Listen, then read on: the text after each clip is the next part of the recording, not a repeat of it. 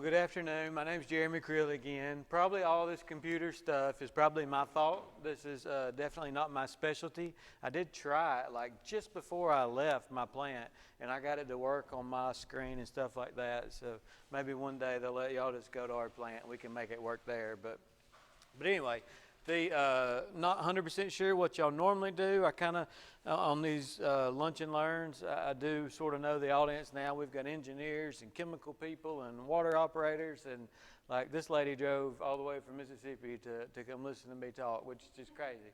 But and she got free chicken too, so there we go. But today, and I've looked at some of the past topics y'all did, like all I know is like wastewater stuff. I'm going to kind of tell y'all what I do. I guess from day to day managing a treatment plant. Just a little bit about me.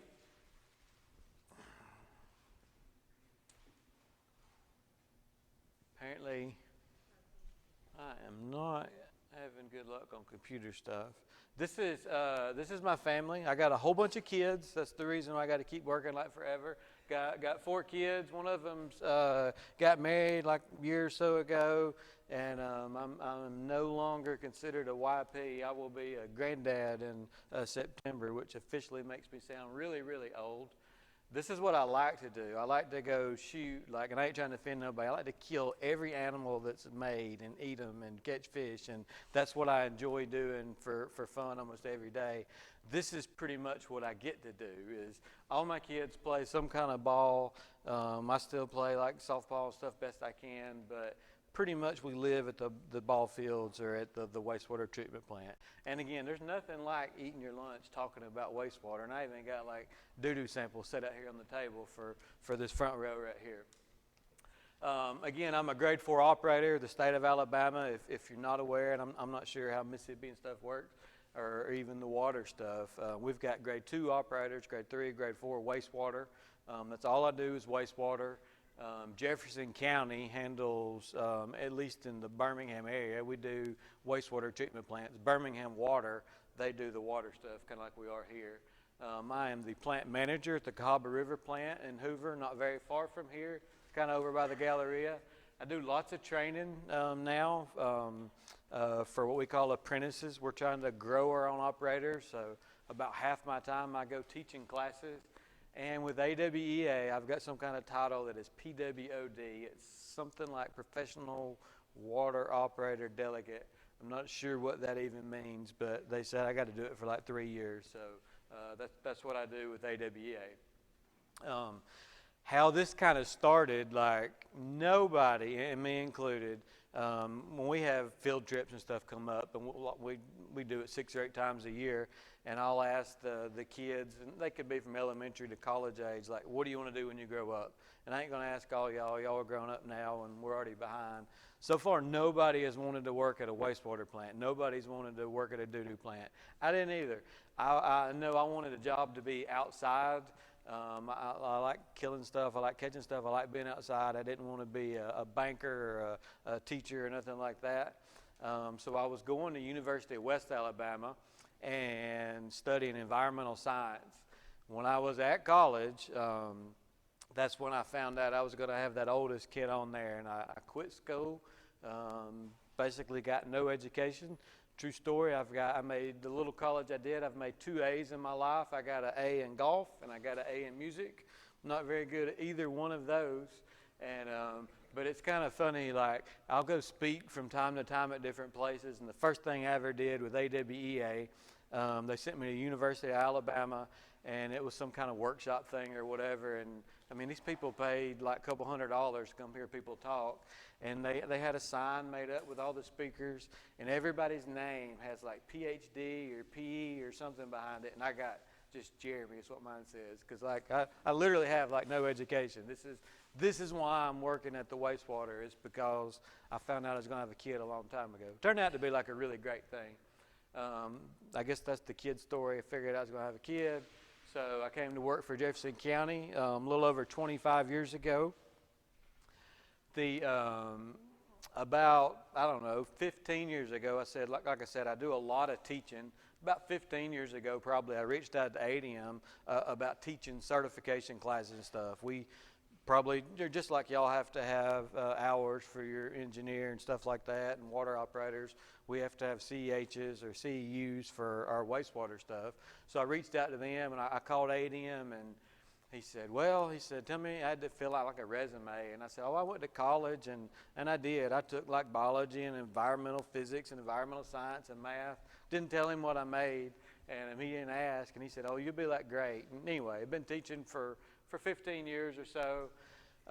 Started with AWEA 3 or 4 years ago. If y'all ever need hours and stuff, we do workshops all over the state. And now my friends, they say I look like a movie star, like Lloyd Christmas, if anybody's ever seen that. That's what everybody always calls me. So this is, if you go to like our computer program or whatever personnel board, this says what I'm supposed to do. It basically says operate or direct a large size water reclamation facility. You look at job duty to prepare, monitor, budget stuff, communicate with federal, state, local agencies, manage inventory, supervisor staff, oversee the ground. Anyway, pretty kind of typical stuff. And again, I do a lot of that. This is the stuff I'm supposed to be good at. Flexible, learning, oral communication, planning and organizing, technical skills. They put that way at the bottom because I'm not good at that kind of stuff. Self-management. Anyway, this is the stuff I'm supposed to be able to do. I really have like a great job. Like I wanted a job, like I said, being outside, and now I get the best of both worlds. If it's raining or if it's 100, I can sit in my office in air conditioning, put my feet up. If it is weather like we had yesterday, I can get outside and walk around and anyway, enjoy it. Don't know, there was no wastewater operators here, is that correct? Anybody who's been to a wastewater plant? Okay, so how many's been there more than like twice? Okay, well, see, we may can skip some of this stuff, so that's good that y'all have done this. This is the facility where I work at, and I'm going to talk really fast because I know we're like 15 minutes behind already. Again, this is over by the Galleria. This plant is an activated sludge plant. It's a grade 4 facility. We have what's called a 5-stage B&R. Phosphorus removal is a big deal on the Cahaba River and stuff. Essentially there's a whole lot of people that live in South Jefferson, North Shelby County, and so you have a lot of point sources, and the Cahaba River is a little small river, so we got super tight limits, especially with phosphorus and stuff like that. The treatment plant looks way bigger than it is. The original plant was built in about 1970, was kind of right around here. They added this portion in 1983, this portion here in 93. Our last big upgrade was clarifiers in the B&R in like 2003. Parts of it is still used throughout the plant to this day. And this may be like way beneath y'all, but just talking about what wastewater kind of plant does. Typically, most plants you start off with screening, and you're going to have your bar screens. You're going to work on grit removal. Then you may have primary clarifiers. Secondary treatment is going to be kind of the heart of the plant, where you've got your microbiology, your bugs, and they're doing all the work. Plus, you've got your clarifiers. A lot of plants now have some type of tertiary treatment. We have deep bed sand filters at our facility. Then you may disinfect with chlorine or UV. It sounds like most of y'all been to wastewater. Y'all probably know that. It's a little bit different than water stuff. Everything that I read says water stuff. Y'all basically just kill everything and make it clean. We're trying to keep stuff alive and fed so they can eat waste and stuff. This was, again, I didn't know what kind of audience we had, so we was going to do a quick virtual tour. So part of what I have to do, and I guess my day-to-day job, or typically the first thing I do, if I got time, I get there and I like to make a round just going out through the plant. The way our treatment plant works, some of y'all, the engineers, and you're working on force mains and pump stations and stuff. I think there's, I don't know, 20, 30 something pump stations in Hoover. They all converge to an 84-inch pipe that runs about 100 foot underground at our treatment plant. We've got 7 large pumps here to basically lift the wastewater up to the next portion of the plant. They're from 125 horsepower up to 800 horsepower pumps. Our plant is currently under construction, if you get to see any construction people on my little crappy videos. But it's impressive, like, that somebody could design something like this. Like, if you go to our influent pump station and you look down, I mean, it's literally like 90 foot below the ground, nothing but concrete pipes, big motors. It's kind of neat to look at. The flow's pumped up. You go to the bar screens. Again, most of y'all have been to a treatment plant that y'all have seen this before. There's a new bar screen that we've got over there. This is kind of the old one. It's better to look at. Again, maybe the water people, maybe you don't have this. Ideally, doesn't matter if it's flushable wipes, if it's rags, if it's 2x4s, if it's somebody just threw a cup in there. We're taking out this stuff from the treatment plant. And you wouldn't believe, like, the stuff you can find there. Like, you can find money, you can find 2x4s. I've found hard hats, flashlights have been on. I found $100 bills. I don't know who throws that away, but you can find all kind of, like, really awesome prizes at your bar screens. You skip on through just a little bit, and we have what we call like a blower building. Essentially, it works like sort of like an aquarium. If you got an aquarium, this lady's poor fish died. She was talking about. I was so upset to hear it. But if you go look at the aquarium, like you seen the green rock, that whatever it's called, it's got the little blower and blows the bubbles. Essentially, we got green rock in the bottom of all our basins and stuff. So that blower is taking air and it's blowing it out. It's keeping our bugs oxygenated and as well as mixed. Works similar to that. We're keeping stuff alive. So maybe all y'all know this. Again, this is essentially, if you've been to a treatment plant, maybe you've seen an oxidation ditch, or referred to it as an aeration basin. We call ours the BNR, or biological nutrient removal. It essentially is just a kind of souped up aeration basin.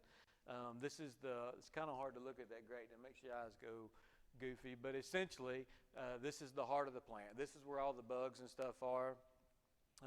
Typically, like and y'all may know all this, when I have a school group or whatever, first I will show a jar of just like raw wastewater, and you can look at it and there's not much in there.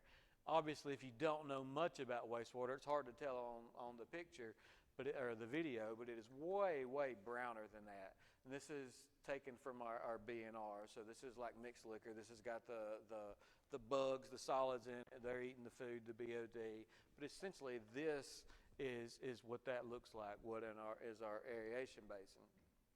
And ideally, just going to the book and just like what we teach, like our apprentice and stuff like that. I mean, obviously, if I took this jar and I poured this jar into here and I kept pouring this in there, this jar is going to eventually start looking like this. There's way more stuff in here. So typically, and y'all know sort of how plants work, when it leaves our BNR, leaves an aeration basin, oxidation ditch, whatever, it goes to your clarifier. Real quick, just not a microbiologist, but we took a sample and filmed some of these little bugs and stuff today. And it's kind of hard to see when I'm sitting there holding this little dorky camera, and then I'm trying to magnify, change zoom on my microscope at the same time. But anyway, you can see some of the kind of critters that we're dealing with. And essentially everything we're trying to do is sort of keep them happy. When the flow leaves your aeration basin, it goes to a clarifier. Essentially, again, maybe y'all know it, that center ring in the middle.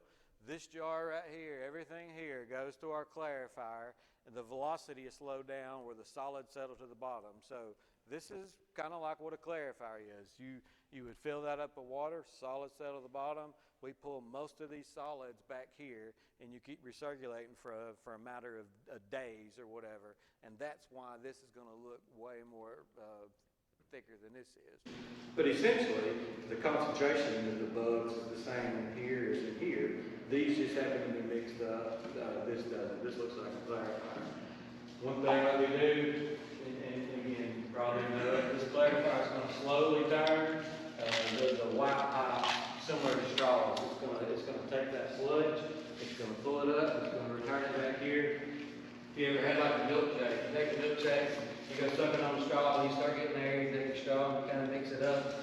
Essentially, that's what we're doing. We're keeping the milkshake kind of stirred up. Not too fast, because we don't want everything in suspension where it can leave the clarifier. But we're just slowly turning the milkshake, returning most of our bugs. After it leaves the clarifier, the clean water from the top, typically will, if you had a plant, have tertiary treatment like we do, our flow goes to a sand filter. This is water leaving the sand filter, and I'm going to start leaving the clarifier going to a sand filter. It's kind of hard to tell, but essentially it's like rocks and gravel, it's this medium, but there's still a little bit of solids in the clarifier effluent. They're going to run down through that media. The solids are going to get trapped in here. Eventually, your medium stuff gets so dirty, you have to backwash it. That's what's going on through here. Essentially, we fill it up with water, kind of blow around. It's almost like taking a rug and you're kicking the dust out of it. That's what we're doing, knocking the dirt stuff out of the media, and you can send it back to the front of the plant. After that, typically goes to disinfection. They say you're not supposed to stare at it. Hopefully you can stare at a video, you know, like blind or whatever. This is me videoing like a wiper type system.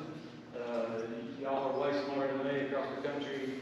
Half the people use chlorine, half the people probably use UV now. There are a few other treatments, but this is what we use for our disinfection. What that thing is a wiper system. Sometimes you'll have a scale kind of build up on your bulbs and stuff, and that is kind of cleaning it. Essentially, if you look at those steps right there, one of our parameters, effluent parameters, is DO. If you put water down that steps, it's going to create turbulence, raise the oxygen up. That's essentially what we're going to look at in a second when I walk up there. Just real quick, like this is effluent. This is what we're putting in the river in Colorado River. This is drinking water. This is what they're making in Meridian, Mississippi. They both look pretty similar. I obviously wouldn't drink that. But again, what I like to do for fun is I like to go fishing and stuff like that. I've been in nearly every outfall in the county, like just standing right in there wading in it, catching bass or whatever. It doesn't bother me one bit. I wouldn't drink it. I don't really eat the fish from right of the outfall, but it is a good place to like to catch it. And if y'all ever have a question, you can sure enough ask me. This is the Cahaba River, so again, y'all do the treatment plants, must be all said. So where we're going to discharge, flows pretty low here, just like yesterday, going out to the Cahaba River. So as far as what my day goes, if I get the opportunity, as soon as I get there, I like to make it around. I like to look, listen, and feel. You know what your pumps or motors or blowers are supposed to sound like. If something's out of that ordinary, I can probably tell you what's going on with it by just making a round and using my senses. That's what I do to start the day. One of the things that we're dealing with as operators, and y'all will find out if y'all are consultant engineers and stuff, nobody wants to do this, like I said. Our workforce is aging. This is me here, like I'm fixing to be a grandpa in some months. We're getting kind of old. So what we're trying to do, and this is kind of the other part of my job, is we are trying to grow our own operators. We are going to high schools and trying to recruit people similar to me who maybe college wasn't for them. To get somebody that is right out of school, that's probably way better at computers than me. They're probably way better at math than me. Like my long division doesn't even work good anymore. It's like when you don't do nothing for 25 years or whatever, it just doesn't work. So we try to get people that know nothing about wastewater, but if they can do math and they can probably work on a computer, we hope we can kind of teach them. We've been teaching apprentice classes for going on about 6 years now. If you don't know, the passing rate is very, very poor for the water and wastewater. But over the past 6 years, we've had about 60-something people pass some type of wastewater certification exam, whether that be a 2, 3, or 4. You go back to the picture of my whole family, my oldest son, he could be here. He's so wacky, I guess. He's a grade 3 operator in the county. But anyways, what I do a lot of now is work on classes and teach apprentice, grower and operators. But then it's not necessarily apprentice too. Like some of the operators we got, we've been hiring younger people, like I said, over the past 5 years or so. We have several at my plant that are in the 25, what y'all's age, 25 to 35 years old or whatever, that I have a little bit more experience than they do. And so not only are we teaching like people that know nothing about wastewater to try to again grow our operators, there's a lot of just teaching our younger operators like what it is that I do. And about 4 years I'll be gone, and then across Jefferson County, I'm probably like the youngest, I don't know, senior operator that we got. In the next 4 to 6 years, it's like we're going to lose 60 to 70 something % of our workforce just because everybody's like my age or just slightly older, and they're all getting ready to retire and go work somewhere else. So we've got some of these younger people that we've got from different places, and they've got to learn some of this stuff too. So like before we make that round, we sit in a room about like this every morning, and like this week we got a bunch of rain coming, we got construction going on, and it's like, all right, Joe Bob, we got 6 inches of rain possibly between now and Friday according to James Spann. What do you think we should be doing? And it's I don't know, I have some trust issues, like my wife, she gets so mad, like if I say, hey, can you grab my wallet? And we get at the truck, and I'll make her like show me my wallet, like I can't just believe she got it, you have to show it. So it's one thing that I struggle with, is like trusting people even at my plant, because if they mess it up, I'm the one that gets in trouble. So again, we kind of run out these scenarios, it's like, tell me what you would do. And I mean, we may even want to go do it, it's not going to mess it up too bad, but anyway, kind of coaching our younger people. This is sort of about the apprentice program, just one slide in there, I probably got ahead of myself. The one of the things that we've done again, as far as training our new operators or whatever, is even telling them about some of the stuff that I've screwed up. So in 25 years, I've messed up like a whole bunch of things, and I've messed up things that cost like hundreds of thousands of dollars. And like, you probably be like, why are you up here like telling me about this? You should have been fired or whatever. The idea is and I did a class, like if anybody came to one of the conferences we did in Mobile, I did this presentation, and it was basically stuff Jeremy screwed up. And again, the idea was, if I know that I've done it, and I think I'm pretty good at my job, maybe if I tell you what I've done, maybe you won't do it, or maybe you won't do it. And sure enough, we're going to put some of the stuff right here. Just a little bit of, I guess, some vocabulary definitions. So stranded, left without the means to move somewhere. Everybody knows what kind of stranded means. It means we're stuck, we can't go nowhere. When I actually first started in the county, I worked at a plant we called Turkey Creek up in Pinson. They had a big kind of sewage lagoon. And this is not it. It's been demoed now, or modified. But essentially it was a big lagoon. And you had these kind of floating areas out here on it. And the boss at the time, he liked to leave a little bit of water in there. He said that way we'd have to clean it. So I didn't know no better. I was very young. And so he sent us out there. He said, hey, I need you and John to go paint those areas. Don't know if it was locked out, tagged out, what, or whatever. I was just told to go do it. So we took our little boat. We paddled out there, and we went out in the floating area. And I was, back in the day, I was kind of a little skinny wormy dude. And this other guy, he'd been an operator longer. So as operator, the longer you stay, usually the chunkier you get. This guy had been operating for a while. He said, tell you what, Jeremy, he said, you get out first, and you walk around on the other side and kind of balance it. And then when I get on, maybe we'll sit there. Because this thing kind of does this time. So, okay. So anyway, I get up there and I go on the other side, and then John finds out, and he just kind of pushes the boat away. And there it goes. And we're like a 5-acre lagoon. And I'm just sitting out here on this thing. And it's a small plant. Not many people work there. And I don't know. We sat out there maybe an hour. And somebody came by. And his name was Eric. And it's like, Eric, hey. So he didn't rescue us immediately. He went and got everybody else. And then he brought us down there. And from then on, they used Gilligan as skipper. Some of them still call me Gilligan today. And anyway, that wasn't a big mess up, but that's more trying to get a laugh or something.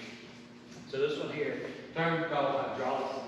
It says the chemical breakdown of a compound due to reaction of water. So maybe our chemical guy, maybe he knows what this is. We at our plant, we use a chemical called PAC, polyaluminum chloride, for our phosphorus removal. Essentially, it's similar to alum if you've done that. Ideally, what you do is, if I take this chemical and I kind of mix it up on at the end of this jar right here, it's going to help stuff settle and basically drop in my clarifier. It drops in the clarifier, you can waste it away. They say that there's two ways that you can get phosphorus at the treatment plant. You can go out your effluent, you can waste away your solids. We don't want to go out our effluent. So typically that's what we do. People use alum and stuff on swimming pools. It rains a lot, you throw a bit dirty, put alum in it, falls to the bottom, you take the glares, suck it up. Same exact thing we're doing with our clarifiers and chemical stuff. Well, what we figured out was, this is what PAC looks like. Maybe, I don't know if you call that sweet tea, color, lemonade, whatever it is, but that's sure enough PAC. If you mix it with water, if you put water in your tank, this is what happens to PAC. According to our sales guy, this was, we started the hydrolysis process, whatever that is. So it looks like marshmallow paste or something. But if you're trying to run this through some kind of chemical pump, you can't. And sometimes I crack on engineers. It's probably not their fault, it's probably my fault. I don't know why an engineer put big water lines on my tank if I'm not supposed to use them. And it's like when our pipe started stopping up a little bit, we cut the water on, and we tried to flush lines out, and it still won't work, so we flush a bunch of water in the tank. And this is what happens when you do that. Redneck, that's perfectly describes me. I don't like to go into the definition, that's what I like to do. Again, I like to fish.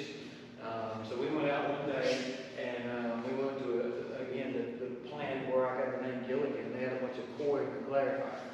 We literally took fishing poles and fished in the clarifier, which sounds nasty, probably is, but anyway, I did it. And we brought this koi back, and I tried to justify it to my boss, so I made an experiment. We had two final clarifiers, and I put 15 koi in this clarifier, and I didn't put any in this. And I thought, we're going to see if these koi will keep the clarifier cleaners. A couple of years go by, and we got like thousands of koi. And sometimes they give it the other clarifiers too. It's all fine and good. Like people come out, and when the school groups come out, this is their favorite part, to look at their koi. One way, it's like a pre-toxicity test. Like once a year we could do something we call toxicity. And maybe y'all learned about it at school, but essentially, like, you take some effluent, and you see if some minnows and snails can reproduce or live. If I ever get there and all my koi are dead, I thought, it's probably not a good day to do that. But anyway, I don't think you can kill the joker. They just multiply, and it's fine until like construction goes on. Construction's going on now, and they say, hey, we got to take the clarifiers out, do an inspection and paint them. What are you going to do about the fish? I don't know. And so we had the great idea. We called like botanical gardens or something, and they said, because koi, like, I don't know if you've ever bought them, they're expensive. If you need a new fish, I can hook you up. So we thought, man, we'll make some money off of this, and we'll give them to somebody. So the biologist, the river came out, and this was the new term. They all our fish were inbred, and they said they're worthless. And it's like, okay, so nobody wants our koi now. So we literally like drained the clarifier down to as little as we got, and, just a little bit of water. I got fishing nets and waders and scooped up as many. And if you go back to my overview of the plant, there's a big pond that used to be a sewage lagoon on this side, and we started putting koi in there. These things are getting up like the size of dolphins now. Like I just don't think you can kill them, but we got these bukus of them. But anyway, thought it was a great idea. If you ever decide y'all want to quit being an engineer, you want to swap over to wastewater, probably don't do it. So this is kind of the scale overview of our plant. Back when I started the plant, we had our 5-stage BMR, our aeration basin. Flow left it went to 2 final clarifiers.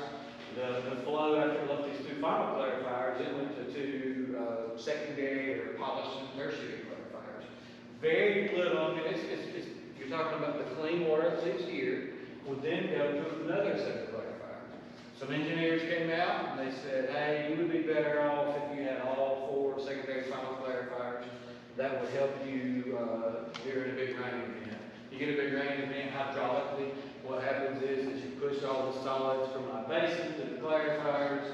You start building up what we call a big blanket. So if we could distribute that over 4 clarifiers, that's better than 2. Make perfect sense.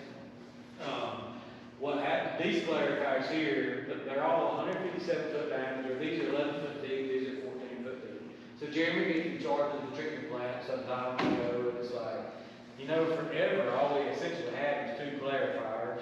We're just going to run 2 clarifiers again, except they're in high flow. And then these are actually deeper, so I got a little more clarifier space, because these are 3 foot deeper. So we left our clarifiers out for some time. Turns out that's a bad idea. You can go read in books and stuff, like it's probably not good to leave these big, huge tanks out. You could have stuff maybe float. Ours didn't necessarily float. You can't really tell that on this picture. But what happened was, we put the clarifier back in, and you turn the alarm on, so I'm trying to stir the milkshake, and it gets where it can't go. It's like, what's wrong? You get down there and look at it. We got big clumps of concrete that have piled up in the clarifier. According to the engineers and stuff, it's the grout and stuff like that. Temperature swings when you're going from 30 degrees to 100 degrees. Clarified, so this was like a big deal. This cost like a bunch of money. Like people had to come in here and jackhammer these big humps and stuff, of the grout stuff out of the floor. We had to get the arm and stuff raised. Clarifier guy said your best bet is if you're not using the clarifier, leave it full of water, leave it running. That helps with corrosion and stuff like that. This was my decision, and it cost like the county a whole bunch of money. And so now we leave our clarifiers full unless we're having to get the cord out, even if we're not using them. Corrosive, everybody knows about the names. Tending or having the power to corrode corrosive acid. So again, this is as fancy as I get from computers. Like you saw, it wasn't very good. So I drew this. Like when y'all draw these drawings, I made this with, I'm sure, paint or something like that. But that's about all I know how to do. So typically the way our system was set up, you had a digester. So that's our solids that were wasted away. And our digester would go to a small, basically wet well.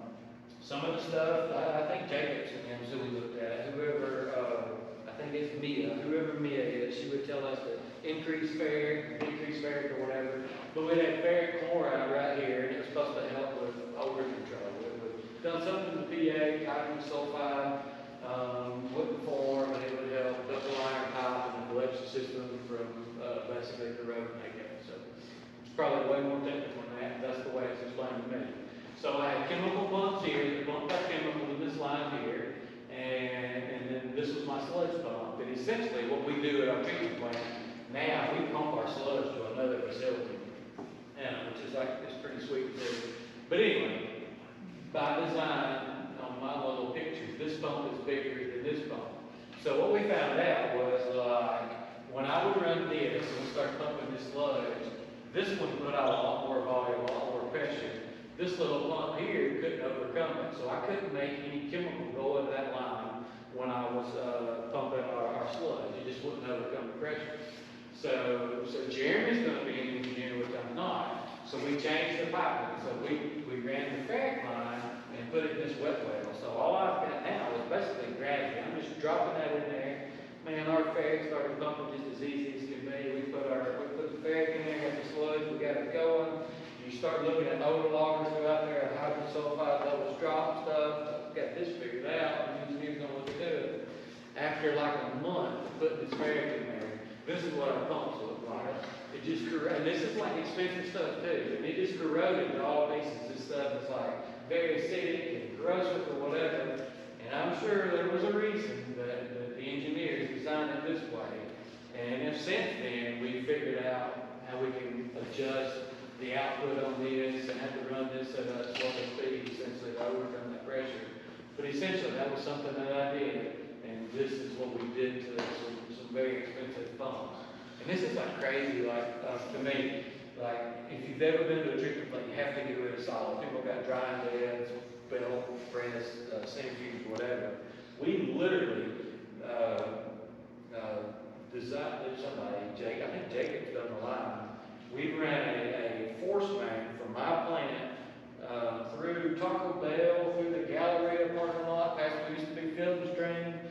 $7 or $9 million. We got just a 6-inch HDPE pipe that goes over to another pump station. And we pump all our sludge. Essentially, it's flush the toilet, send it somewhere else. And anyway, I've loaded the phones up. But this here, if you go to like SCADA and just, this is supposed to be flow, just like a trend page. So you can see, pretend the screen line, you don't have to pretend it is a flow. For the most part, stays pretty constant throughout the day. Or maybe you would see something like this. Maybe you got a lift station that cuts off and on. So this is not what you see. I don't remember if this was levels or flow, but obviously I got pumps cutting off and on here or whatever, just based on the floats or whatever case may be. That's fine. Both of those look okay.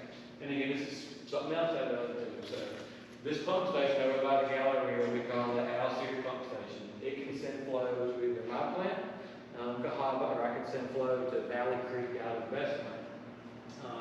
If I go to Bessemer, the line essentially goes right through the Ross Bridge subdivision and stuff. Used to, nobody lived in Ross Bridge.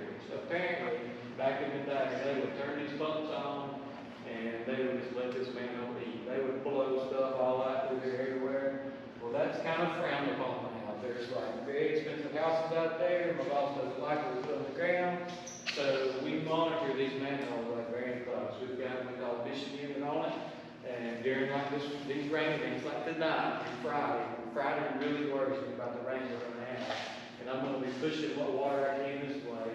And I'm really going to have to watch the level and stuff of this manhole. I know at about 19.9 feet, this manhole's going to overflow, and I got an SSO. We're going to try to prevent that. So what I said was, at 19.9 feet, that manhole's going to overflow. This is off of mission page, and we're looking at it. If you ever pull up something like this, and this is flow, so if you see flow, and y'all ain't even an operating wastewater plant, but I bet we can figure this out. This is my flow, so my flow really started increasing dramatically. What do you think this is right here? If I climb just like that, then I got to the point where it's plateaued, what do you think's going on? Yeah, it didn't get no higher. Now, Jeremy's mind says at 19.9 feet, it's supposed to overflow. This is only showing 10 feet. But what happened is that these meters, sometimes they're going to malfunction. We're pushing all that water. Your flow never does this. It's not going to go here and then just level out for a matter of a half a day or whatever. What that means was, that manhole lid was off, and it's just a gushing. It ain't getting no higher. And my meter is wrong, because I'm nowhere near the 19 feet. So that's showing 10.36. This one right here is 11.44, which is higher than that. This is what it should look like. My flow goes up, my flow slowly starts coming down. If you ever just go out to the plant and drop an operator and see something like that, yeah, something bad's going on. You're probably putting it on the ground. But essentially, those mistakes right there are like big deals, and they're a big deal for the county. They're a big deal no matter where you're at, and that's kind of stuff what we're doing. So, as far as my day-to-day job, I have trust issues, like I said, so I've got people that work 24/7, 365. I like to make a round myself when I can. As soon as I get there, I'm going to go check everything, especially on Monday. And I like to look at just the whole plant and make sure stuff looks like it's supposed to. After that, it's emails and meetings and phone calls and whatever, just like y'all probably do. And but then about half of my time is actually teaching people. Like if it's just the apprentice, the people we're trying to teach to pass the test, or if it's trying to teach the operators that we got at the county the stuff that I know or I've messed up on. And that's kind of a big push for us. All our upper level management is nearing retirement age, and how can we pass any knowledge, good or bad, on to our younger operators. But I think that was all I have on here. But do y'all have any questions? It's always bad when nobody has a question. Yes.